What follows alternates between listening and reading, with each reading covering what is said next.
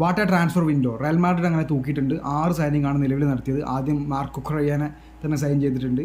ജൂണിലാണ് signing നടന്നത്. ചെൽസിയിൽ നിന്ന് Real Madrid. ഇനിയിപ്പോൾ പുതിയ കോച്ചായ ജോസെ മൗറിനിയോയുടെ കൂടെയാണ് കുക്കറിയ കളിക്കാൻ പോകുന്നത്. അറിയാം, വേൾഡ് കപ്പിൻ്റെ ഇടയിലാണ് സൈനിങ് നടന്നത്.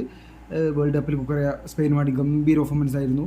ലെഫ്റ്റ് വിങ്ങിൽ കുക്കറി ഈസ് ബെസ്റ്റാണ്. സോ അതുകൊണ്ട് തന്നെ ജോസെ മൗറിനോയുടെ കീഴിൽ ഒരു ഗംഭീര പെർഫോമൻസ് കാഴ്ചവെക്കാനുള്ള സാധ്യത കാണുന്നുണ്ട്.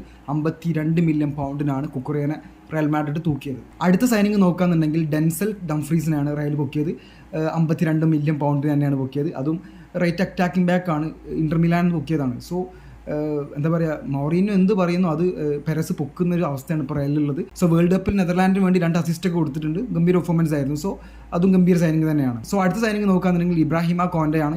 സോ ഇബ്രാഹിമ കോൻഡെ ഓൾറെഡി പറഞ്ഞതാണ് റയൽ മാഡ്രിഡ് തൻ്റെ ഒരു സ്വപ്ന ടീമാണെന്നൊക്കെ പറഞ്ഞാണ്. സോ ഫൈനലി ഇബ്രാഹിമ കോൻഡെ റയൽ തന്നെ എത്തി. ലിവർപൂളിൽ നിന്നാണ് വന്നത്. അതൊരു ഫ്രീ ട്രാൻസ്ഫർ ആയിരുന്നു. സോ അധികം പൈസ ഒന്നും ചിലവായിട്ടില്ല, അങ്ങനെ വേണമെങ്കിൽ പറയാം. സോ സെൻറ്റർ ബാക്ക് ആണ്, അതും ജൂലൈയിലാണ് വന്നത്. സോ നല്ല ട്രാൻസ്ഫേഴ്സ് ഒക്കെ അങ്ങനെ റയൽ മാഡ്രിഡിൻ്റെ അടുത്ത് തന്നെയാണ് അങ്ങനെ കിടക്കുന്നത്. പിന്നെ അടുത്ത സൈനിങ് നോക്കുകയാണെന്നുണ്ടെങ്കിൽ ബെർണാഡോ സിൽവയാണ്. ബെർണാഡോ സിൽവ അറിയാലോ, 2022 പോർച്ചുഗലിന് വേണ്ടി ഗംഭീര പെർഫോമൻസ് ആയിരുന്നു.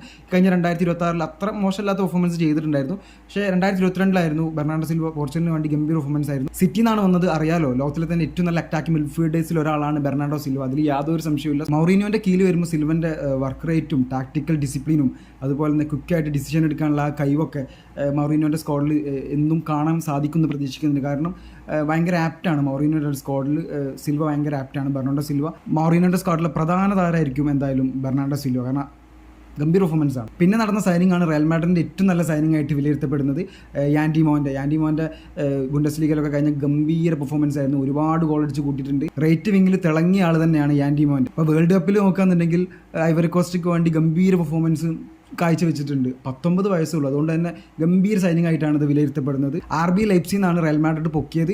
100 മില്യൺ യൂറോക്കാണ് പൊക്കിയത്. സോ റയൽ മാഡ്രിഡ് യുവതാരങ്ങൾക്ക് വേണ്ടി ഗംഭീരമായിട്ട് പൈസ മുടക്കുന്ന ഒരു ടീമാണ്. അത് ആദ്യം മുതലേ അങ്ങനെയാണ്. സോ അത് ഇവിടെയും തുടരുന്നുണ്ട്.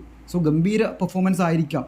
നല്ല ഒരു സൈനിങ് തന്നെയാണ് വിലയിരുത്തപ്പെടുന്നത്. 6ാമത്തെ സൈനിങ് ആയിട്ട് വരുന്നത് കാർലോസ് എസ്പി ആണ്. ലെവൻ്റെ നാണ് റയൽ മാഡ്രിഡ് പൊക്കിയത്. ജൂലൈ 30 ലെവൻ്റെയുടെ ചരിത്രത്തിൽ ഏറ്റവും വലിയ ട്രാൻസ്ഫർ ആയിരുന്നു. സ്ട്രൈക്കറാണ്. 25 മില്യൺ യൂറോക്കാണ് ട്രാൻസ്ഫർ വാല്യൂ വന്നത്. സോ ഗംഭീര പെർഫോമൻസ് ആയിരുന്നു. ക്ലബ്ബ് തലത്തിൽ നോക്കുകയാണെന്നുണ്ടെങ്കിൽ ഗംഭീര പെർഫോമൻസ് തന്നെ. സോ അങ്ങനെ ട്രാൻസ്ഫർ വിൻഡോ റയൽ മാഡ്രിഡ് അങ്ങോട്ട് തൂക്കി. ഇനിയിപ്പോൾ 7ാമത്തെ സൈനിങ് വരാനുള്ളത് റോഡ്രിയാണ്. റോഡ്രി അറിയാലോ, വേൾഡ് കപ്പിൽ സ്പെയിനിൻ്റെ ക്യാപ്റ്റനായിരുന്നു. ഗംഭീര പെർഫോമൻസ് ആയിരുന്നു. സോ എന്തായാലും പെരസ് തന്നെ മുന്നോട്ട് ഇറങ്ങിയിട്ടുണ്ട്. അതുകൊണ്ട് റോഡ്രി മിക്കവാറും റയൽ മാഡ്രിഡിൽ തന്നെ എത്തും.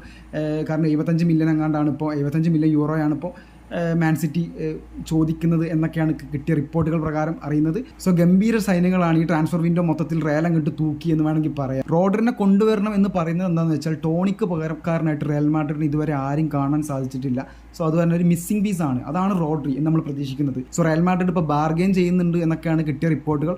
എന്തായാലും മാൻ സിറ്റിയിൽ നിന്ന് മിക്കവാറും റയൽ മാഡ്രിഡ് അങ്ങനെ റോഡറിന് തൂക്കും. സോ അതോടുകൂടി തന്നെ റയൽ മാഡ്രിഡ് 2 സീസണായിട്ട് ഇപ്പോൾ ട്രോഫിലെസ് ആണ്. അതുകൊണ്ട് തന്നെ കോപ്പ ഡെൽ റേ, ലാ ലീഗ, ചാമ്പ്യൻസ് ലീഗ് അതിൽ കുറഞ്ഞ ഒന്നും റയൽ മാഡ്രിഡ് ഇനി വിട്ടുകൊടുക്കില്ല. സോ മൗറിനോ ആരെ പറയുന്നു അതൊക്കെ റയൽ മാഡ്രിഡും പെരസും എത്തിച്ചു കൊടുക്കുന്നുണ്ട്. അതുകൊണ്ട് തന്നെ ഈ വട്ടം എന്താ പറയുക, എല്ലാ പ്രശ്നങ്ങളും തീർക്കാൻ തന്നെയാണ് റയൽ മാഡ്രിഡിൻ്റെ ഒരു ഭാഗത്ത് നമുക്ക് മനസ്സിലാവുന്നത്. അതുകൊണ്ട് തന്നെ റയൽ മാഡ്രിഡ് ഒരു ഗംഭീര ടീം തന്നെ ആയിരിക്കും. സോ അതുകൊണ്ട് തന്നെ ഈ സീസൺ മാഡ്രിഡ് എല്ലാം തൂക്കാനുള്ള സാധ്യത വരെ ഞാൻ കാണുന്നുണ്ട്. സോ എന്താണ് നിങ്ങളുടെ അഭിപ്രായം കമൻറ്റ് ചെയ്യുക. ആദ്യമായിട്ട് കാണുന്ന ആൾക്കാരുണ്ടെങ്കിൽ സബ്സ്ക്രൈബ് ചെയ്യുക. Thanks for watching.